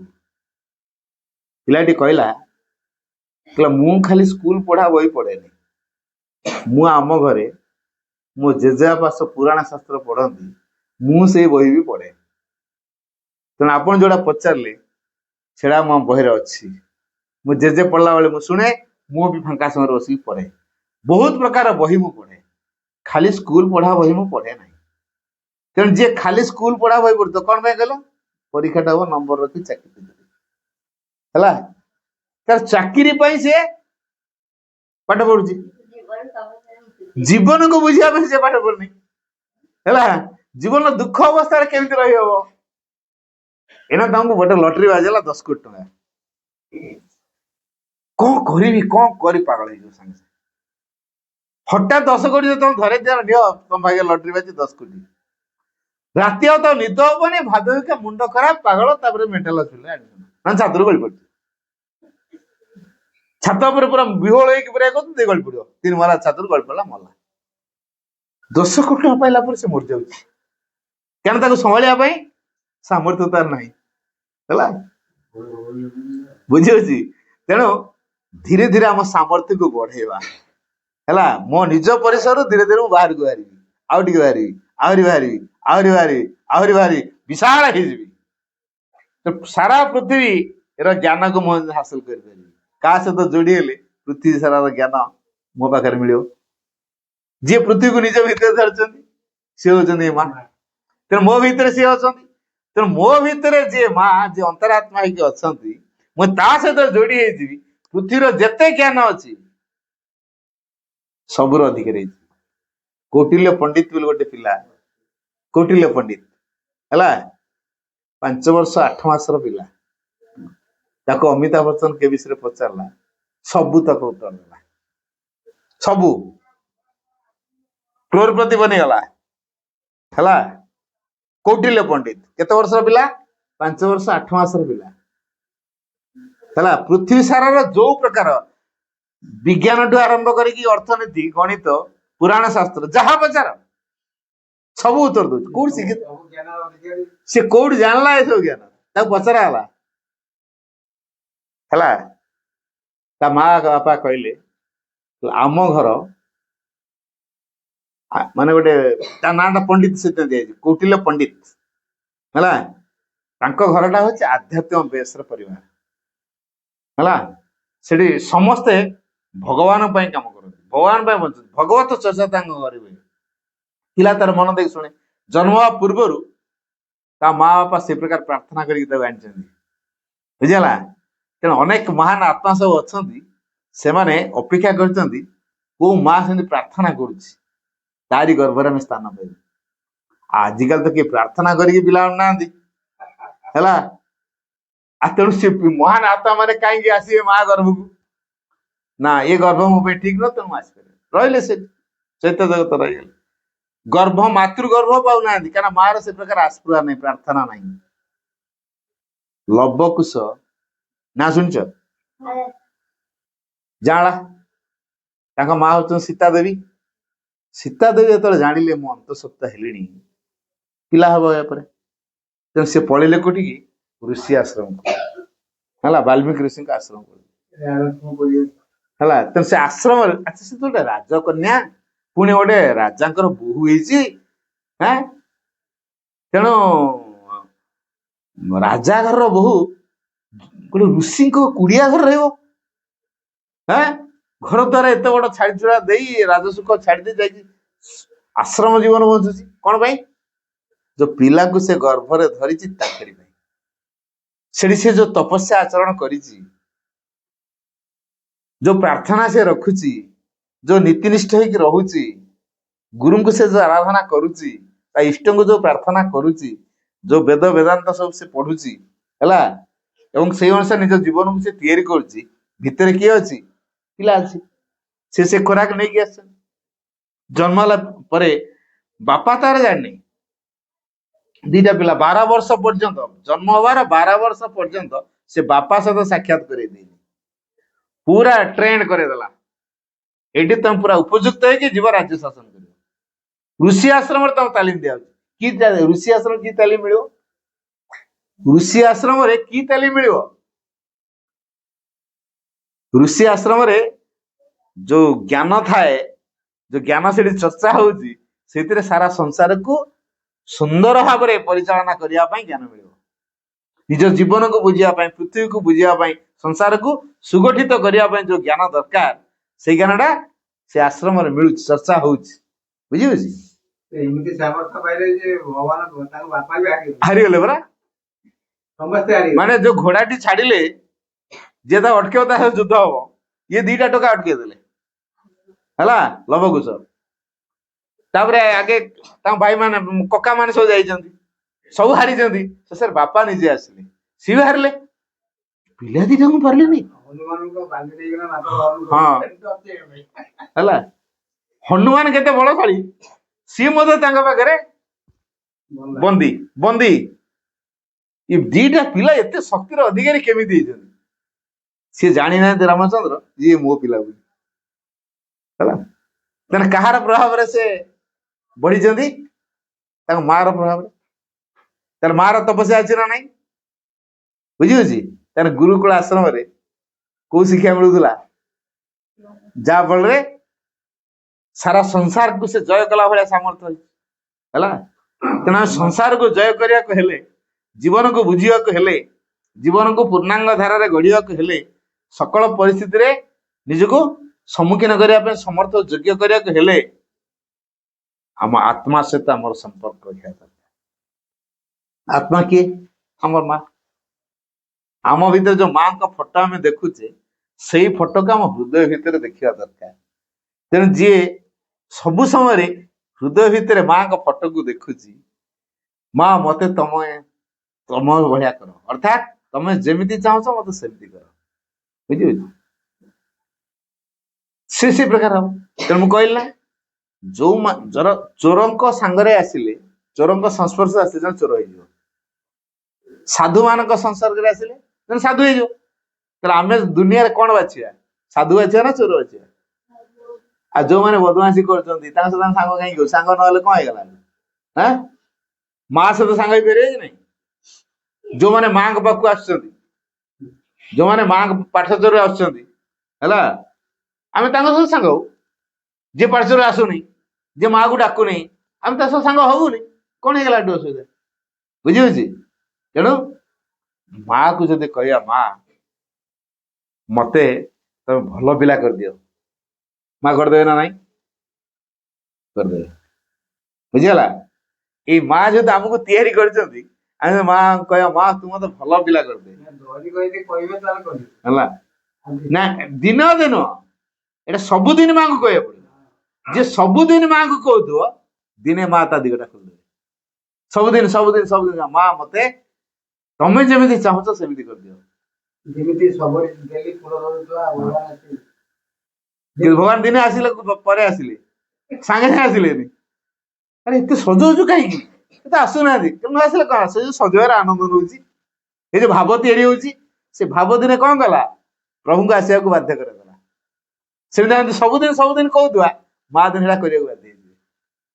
ବୁଝିଲ ନା? ତେଣୁ ଆମେ ସବୁଦିନ ମାଙ୍କୁ କହିବା, ମା ତମେ ମତେ ଭଲ ପିଲା କରିଦିଅ। ମା ଭଲ ପିଲା କରିଦେବେ ନା ନାଇଁ? ତେଣୁ ମାଙ୍କ ସହିତ ସମ୍ପର୍କ ଯୋଡିଆ ହଉଛି ଶିକ୍ଷା। ସେଇଟା ହଉଛି ଅସଲ ଶିକ୍ଷା। ଯୋଉ ଶିକ୍ଷାରେ ଆମେ ଆମ ହୃଦୟ ଭିତରେ ଥିବା ଆତ୍ମା ସହିତ ସମ୍ପର୍କରେ ଆସିବା, ସେ ହଉଛି ଯଥାର୍ଥ ଶିକ୍ଷା। ଯାହାଠି ସେଇଟା ନାହିଁ ସିଏ ପଦବୀଧାରୀ ଶିକ୍ଷକ, ସିଏ ସରକାରଙ୍କ ସାର୍ଟିଫିକେଟ ଧରିଥିବା, ସରକାରଙ୍କ ଦରମା ନଉଥିବା ସେ ଶିକ୍ଷକ, ବୁଝିଲ। ସେ ଶିକ୍ଷକ ବହିରେ ଥିବା କଥାକୁ ପିଲାଙ୍କ ଆଗରେ କହିବ, ପରୀକ୍ଷା କରିବ, ଯଦି ବହି ବାହାରେ କିଛି ଲେଖିଛ ସେ କାଟିକି ଜିରୋ ଦବ। ସେମିତି ଗୋଟେ ହେଇଥିଲା। ମୁଁ ଗୋଟେ ଘଟଣା କହୁଛି ଶୁଣ ମନ ଦେଇ। ଜଣେ ଛୁଆ ପଣ୍ଡିଚେରୀ ଯିବ ବୋଲି ବାହାରିଲା। ଭାଇ ଆପଣ ତ ସବୁ ବର୍ଷ ପଣ୍ଡିଚେରୀ ଯାଉଛନ୍ତି, ପଣ୍ଡିଚେରୀ କଣ କଣ ଦେଖି ମତେ ଟିକେ କହିଥାନ୍ତୁ, ଆଉ ମୁଁ ସେଇଠି ଥାଇକି ଆପଣଙ୍କୁ ଫୋନ କରିବି। ଆଉ କୁଆଡେ କୁଆଡେ ଦେଖିବାର ଅଛି? ହଁ ଠିକ ଅଛି। ତାକୁ ମୁଁ କେତେ ଗୁଡେ ଜାଗା ବତେଇଲି, ଯିବୁ ବୁଲିବୁ, ସବୁ ଦେଖିବୁ, ଅରୋଭିଲ ଯିବୁ, ଲେକ୍ ଯିବୁ, ଆଉ ବୋଟ ହାଉସ ଯିବୁ, ମାଙ୍କର ବୋଟ ପତ୍ର ସବୁ ଅଛି ସେଟା ବି ଦେଖି ଯିବୁ। ଏମିତି କେତେ ଗୁଡେ ଡିପାର୍ଟମେଣ୍ଟ କଥା କହିଦେଲି। ଆଉ ସେ ଡିପାର୍ଟମେଣ୍ଟରେ ମୋ ନାଁ କହିଦେଲେ ତ ଛାଡିଦେବେ, ଚିହ୍ନା ଲୋକ ମୋର ଅଛନ୍ତି। ମୋ ନାଁ ଅଜୟ ଭାଇଙ୍କ ମତେ କହିଲେ, ଆଉ କହିଦେଲେ ସେ ଛାଡିଦେବେ ଭିତରୁ, ବ୍ୟସ୍ତ ହେବା ଦରକାର ନାହିଁ। କହିଲେ ସେଠି ଇନଚାର୍ଜ ଅଛନ୍ତି, ମୋ ଚିହ୍ନା କେତେ ଜଣ ଅଛନ୍ତି। ଗାର୍ଡେନ ଗଲେ ବି ସେଇଆ ହବ, ସେଠି ଲାପସା ଗଲେ ବି ହବ। ଲାପସାରେ ମାଙ୍କ ବୋଟଟା ଅଛି, ଯିବୁ ଦେଖିବୁ। ସବୁ ବତେଇ ବତେଇକି ଆସିଲି, ତାକୁ ବତେଇ ଦେଲି। ସିଏ ତାର ହଁ, ସେ ଯାହା ହଉ ସେ ତାର ବୁଲାବୁଲି କରି ଦେଖି ଯାଇକି ଆସିଛି। ଆସିଲା ପରେ ତାକୁ ତା ଓଡିଆ ଟିଚର ରଚନା ଦେଇଛନ୍ତି ପ୍ରାକୃତିକ ଦୃଶ୍ୟ। ପ୍ରାକୃତିକ ଦୃଶ୍ୟ ସମ୍ବନ୍ଧରେ ସେ ରଚନା ଲେଖିଛି। ସେ ଦେଇଛନ୍ତି ଉପକ୍ରମ, ବର୍ଣ୍ଣନା, ସେ କେତେ ଗୋଟେ ପଏଣ୍ଟ ସବୁ ଦେଇ ଦେଇଛନ୍ତି। ତମେ ପଏଣ୍ଟକୁ ବେସ୍ କରିକି ଲେଖିବ। ବତେଇ ଦେଇଛନ୍ତି ନା, ଟିଚର ଲୋକ ବତେଇ ଦେଇଛନ୍ତି। ଇଏ ଆଉ ସେ ପଏଣ୍ଟ ପଏଣ୍ଟ ରାଖି ଠରୁନି। ପ୍ରାକୃତିକ ଦୃଶ୍ୟ ତ କୁହାଯାଇଛି, ଗଲା ତାର ପଣ୍ଡିଚେରୀ ରିସେଣ୍ଟ ଦେଖିକି ଯାଇଛି। ଗଲା ଲେଖିଗଲା ସେ ସମୁଦ୍ର କୂଳ, ସେ ଆଶ୍ରମ ପରିବେଶ, ସେ ଅରବିଲ, ସେ ଗାର୍ଡେନ, ସେ ଲେକ୍, ସେ ଲାପସା ଫାପସା, ଯୁଆଡେ ଯୁଆଡେ ଯାଇଥିଲା ସବୁ ଗଲା ଲେଖି ପକେଇଲା। ପୁରା ପୁରେଇ ଦେଇଛି ବହୁତ, ମାନେ ରଚନାଟା 10 ମାର୍କ ହେଲା, କିନ୍ତୁ ଲେଖିଛି କେତେ 4-5 ପେଜ। ଜଣେ ପଢୁ ବଳେ କହ ଏଇଟା ଏତେ କିଏ ପଢିବ, ଏଟା ବିରକ୍ତି ହେଇଯିବ ଏତେ ଲେଖିଛି ହେଲା। ସେ ଯାହା ଯାହା ଦେଖିଛି ପ୍ରାକ୍ଟିକାଲ କଥାଟା ସବୁ ଲେଖି ପକେଇଛି। ତାଙ୍କର ଯେ ଓଡିଆ ଟିଚର ଯେ ପଢାନ୍ତି, ସେ କାଟିକି ଏତେ ବିରକ୍ତିରେ କାଟନ୍ତୁ କି ପୁରା ପଢି ସାରିକି କାଟନ୍ତୁ, କି ଯେ କାଟି ମାତ୍ର ସେ 2 ଦେଇଛନ୍ତି ହେଲା। ତାପରେ ମତେ କହୁଛି ଭାଇ ମତେ ଅପା 2 ନମ୍ବର ଦେଲେ ପ୍ରାକୃତିକ ଦୃଶ୍ୟ। ଆପଣ ଯାହା କହିଥିଲେ ମୁଁ ସେୟା ସବୁ ଲେଖିଛି। ପଣ୍ଡିଚେରୀର କଥା ମୁଁ ସବୁ ଲେଖିଛି। Pondicherry lake fake, boat house ବା ସମୁଦ୍ର, ଅରୋଭିଲ, ଏଇଟା କଣ ପ୍ରାକୃତିକ ଦୃଶ୍ୟ ନୁହେଁ? ହଁ। ଅପା ଅପା ଯଦି ଦେଲେ 2 ନମ୍ବର, ନମ୍ବର ସହିତ କଣ ତୋ ଜ୍ଞାନ ଟା କମିଗଲା କି? ତୋର ଜ୍ଞାନ ଅଛି ତ? ମା ତ ଜାଣିଛନ୍ତି ତୋର ଜ୍ଞାନ ଅଛି ବୋଲି, ତ ଅପା ନ ଜାଣିଲା କଣ ହେଇଗଲା? ମା ତ ଜାଣିଛନ୍ତି ନା ତୋର ଜ୍ଞାନ ଅଛି ବୋଲି, ତୁ ଲେଖିଛୁ। ବ୍ୟସ୍ତ ହ ନା, ଠିକ ଲୋକ ପାଖରେ କହିଛୁ ତୁ।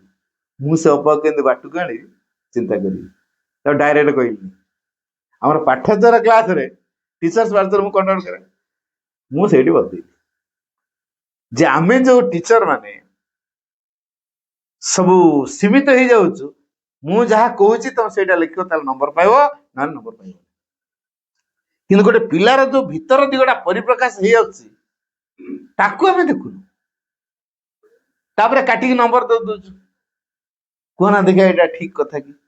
ଯୋଉ ଉପଟା କାଟିଥିଲା ନା ଏଇଟା ଠିକ ନୁହଁ, ଶିକ୍ଷକର କାମ ଏଟା ନୁହଁ। ଆଉ କାଟିକି 2 ଦେଲେ, ଯିଏ ଦେଇଥିବ 2 ଭୁଲ ହେଇଛି ଆଉ ସେଇଠି କହୁଛି। ପରେ ଡାକି ମତେ ଭାଇ ଆଜି ମୋ କଥାଟା ଆଲୋଚନା କଲେ, ମାନେ ମୁଁ ଗୋଟେ ପିଲାର କାଟିକି 2 ଦେଇଥିଲି।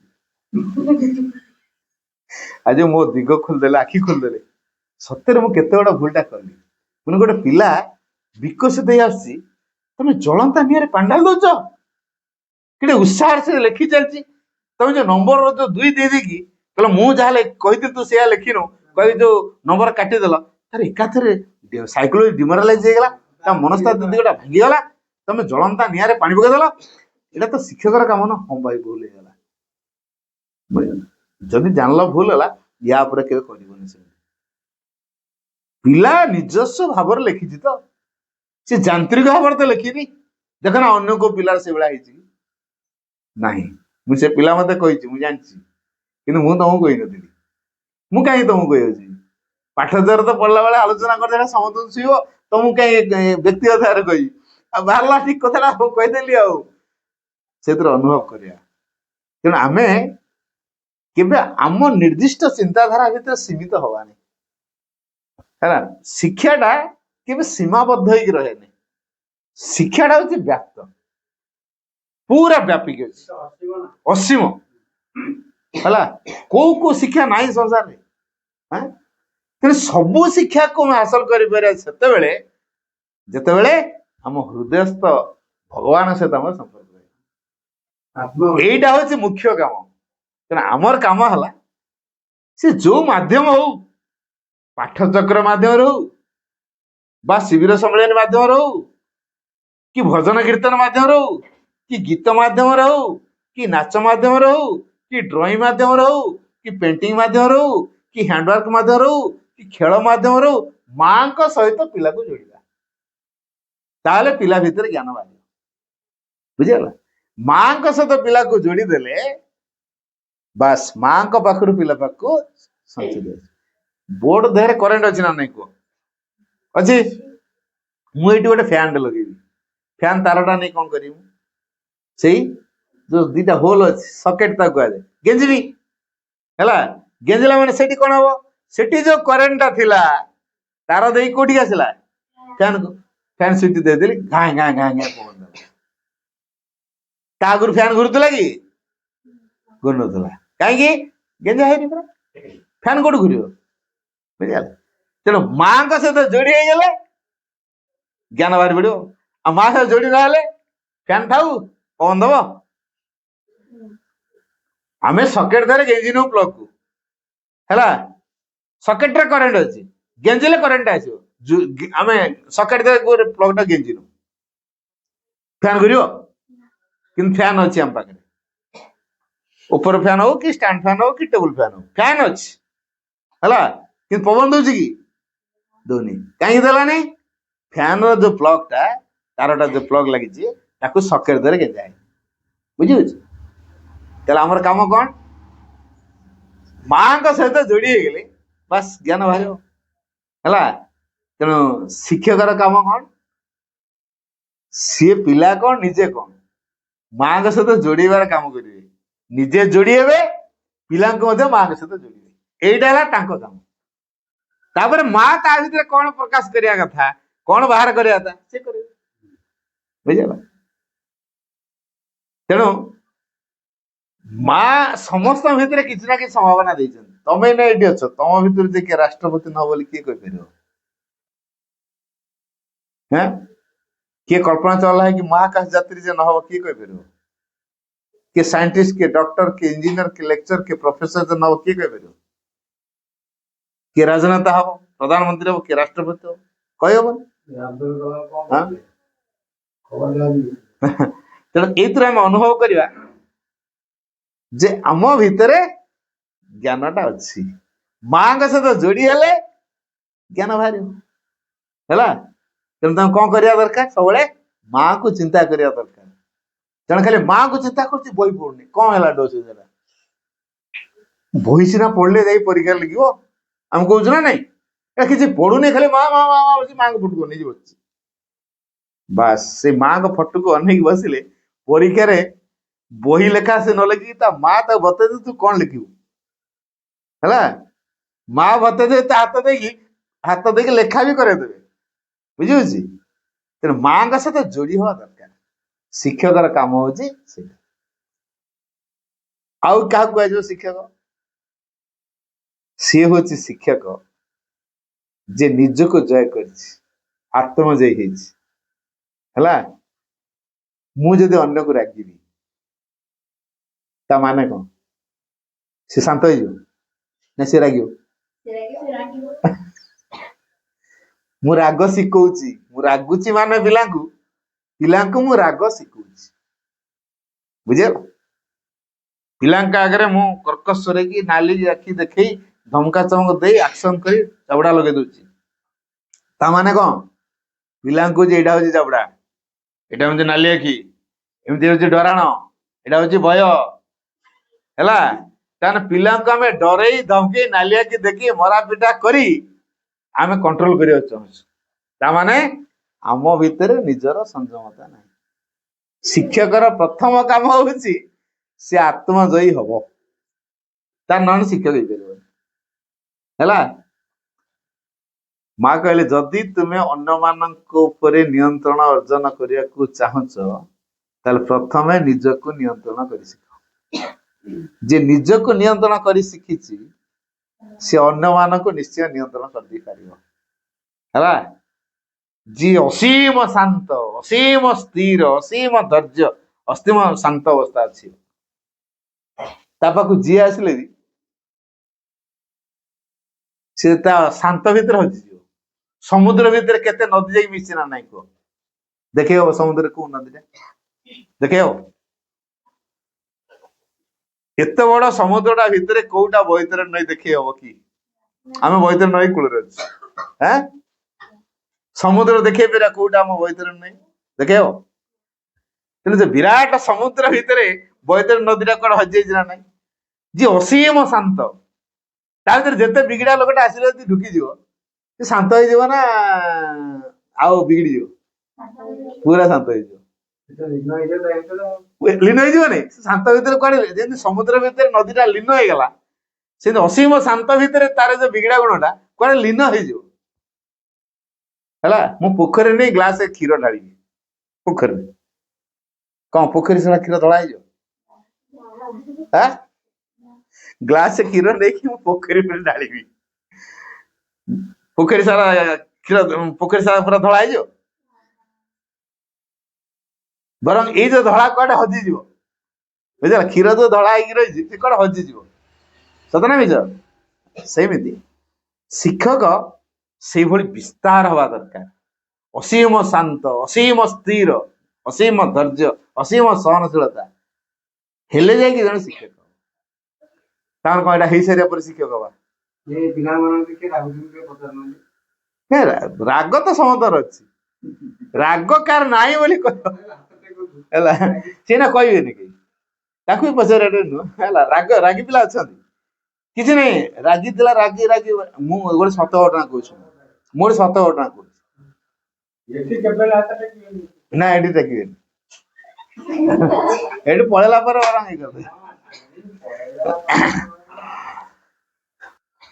ଜଣେ ମ୍ୟାଡାମ ମତେ ଚିହ୍ନିଛନ୍ତି, ସେ ଲୋୟର କ୍ଲାସରେ ନିଅନ୍ତି, ଆମ ଘର ପାଖାପାଖି ସେ ରହୁଛନ୍ତି। ହେଲା, ସେଠୁ ସେ କହିଲେ ମୋ ପିଲାକୁ ମୁଁ ପୁନା ଶିକ୍ଷା ଛାଡ଼ିବିନି, କାହିଁକି ଆପଣଙ୍କ ସ୍କୁଲ କଣ ଅସୁବିଧା ହେଲା? ଏଠି ଖାଲି ବାଳୁଙ୍ଗା ପିଲାଟା, ଏଇଟା ହେଲା ଭୁଲ, ତମେ ଆଉ ପିଲା ଗୁଡା ବାଳୁଙ୍ଗା ବୋଲି କହିବନି। ପିଲା ଶାନ୍ତ କେମିତି ହବ ତମେ ଆଗ ଜାଣିବା ଦରକାର। ମୁଁ ତା ବତେଇଲି, ଆପଣଙ୍କ କଥାଟା ବଢିଆ ଲାଗୁଛି, ଥରେ ଆମର ପ୍ୟାରେଣ୍ଟସ ମାନଙ୍କର ମିଟିଂ ହବ, ଆପଣ ଯିବେ? ଠିକ ଅଛି। ମତେ ଡାକିଲେ, ମୁଁ ଥରେ ଗଲି, ତାଙ୍କୁ ଦେଖ ଶୁଣିଦେଲା ଯଥେଷ୍ଟ ନୁହଁ, ତମକୁ ସେଟା ପ୍ରାକ୍ଟିକାଲ କରିବାକୁ ପଡିବ।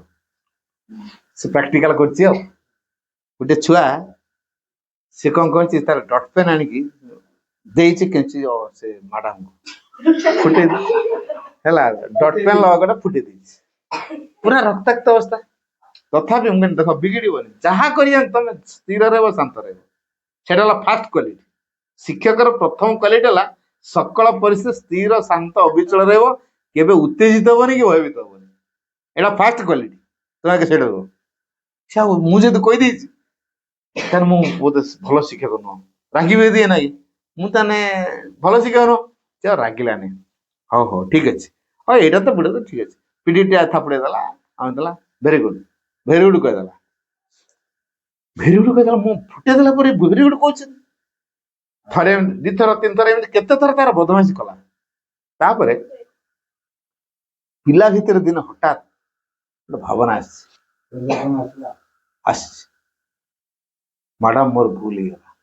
କଣ ଭୁଲ ହେଲା? ମୁଁ ଆପଣଙ୍କୁ ଆଘାତ ଦେଲି, ମୁଁ ସେ ଆଘାତଟା ପାଇବି, ମୁଁ ଆପଣଙ୍କ ମନରେ କଷ୍ଟ ଦେଲି। କିଏ କହିଛି? ନା ମୋ ମମି। ମୁଁ ଭୁଲ କରିଦେଇଛି। ନାଇଁ ନାଇଁ, ଭୁଲ କିଛି ହେଇନାଇଁ, ହଉ ଏଣିକି ଠିକ ହେଇଯିବା, ଆମେ କିଏ ରାଗିବାନି। ତାପରେ ସେ ପିଲା ସହିତ ଏମିତି ମିଶିଲା, ସବୁବେଳେ ଭଲ କହିଲା, ସବୁବେଳେ ଭଲ କହିଲା, ସବୁବେଳେ ଭଲ କହିଲା। ପିଲା ଚିନ୍ତା, ସତରେ କଣ ମୁଁ ଭଲ କି? ତାହେଲେ ମୋ ଭିତରେ ଭଲଟା ବୋଧେ ସେ କୋଉଠି ଗୋଟେ ଦେଖୁଛନ୍ତି, କୋଉ ଗୁଣଟା ମୋର ଭଲ, ମୁଁ ସେଇଟାକୁ ବାହାର କରିବି। ତାପରେ ସେ ତା ଭିତରେ ତା ଭଲ ଗୁଣକୁ ବାହାର କଲା। 3 ବର୍ଷ ଭିତରେ କ୍ଲାସର ସବୁଠୁ ଭଲ ପିଲା ଯାହା କୁହାଯାଏ ସେ ପିଲାଟା ହେଇଛି, 3 ବର୍ଷ ଭିତରେ।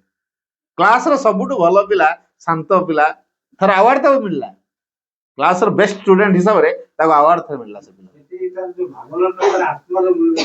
हाँ कथाटा ये जो मैडम टी तार असीम धैर्य पाई सी माँ को प्रेयर करछि बुझला प्रेयर करछि सी एवं से प्रकार शक्तिर अधिकारी जेन समुद्र भीतर जदि नदी डुबी जो से हजियो ना नहीं तेणु ता पाखरे ता टीचर कोन हे समुद्र वाले हे ये ता बाहर पिला कोन हे नदी वाले हे हला तेणु समुद्र भीतर नदी कोन हजि जरा वाले हैला हला तेणु सेही बळी शिक्षक एक व्यापक शक्तिर अधिकारी हेबा दरकार जोदरे कि ए पिला मानकर छोटिया छोटिया त्रुटि विच्युत गुड़ाक पशिगले से कोन हजि जीव तापर पिला बदली जो अच्छा नदी सागर विषय से कोन नदी ही रहइबो सागर हे जो एई कथारा यदि शिक्षक अनुभव करिवो बदलिबार नाही समाज पिला दिनठू यदि एई क्वालिटी गुड़ाक डेभलप करागला भल मनीष हबार ना भल पिला हबार ना भल पिला हबार सूत्र है माँ को सब डाकिया माँ तू मो माँ मु तो पिला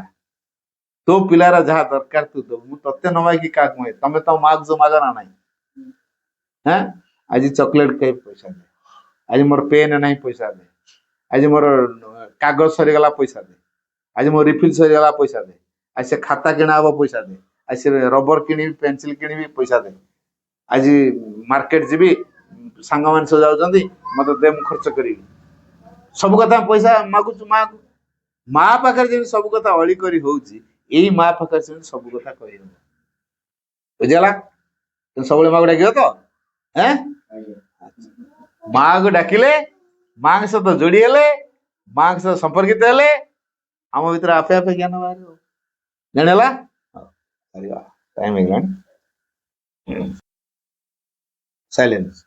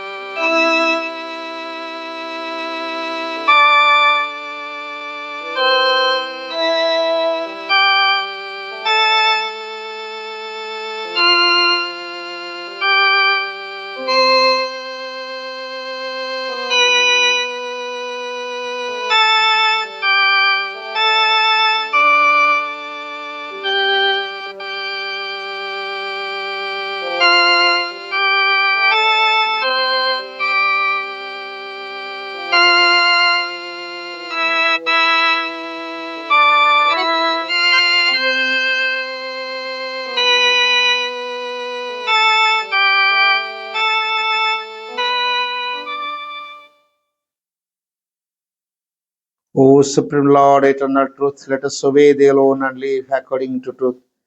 परमोच प्रभु सत्य नित्य त्वामेव केवलम अनुवर्तामहि सत्यम अनुजवाम केवलम हे परम प्रभु चिरंतन सत्य आमे केवल तुमरी आज्ञा होई उठू ओ सत्यर विधान को आश्रय करी जीवन धारण करू ओम आनंदमयी चैतन्यमयी सत्यमयी परमे ओम शांति शांति।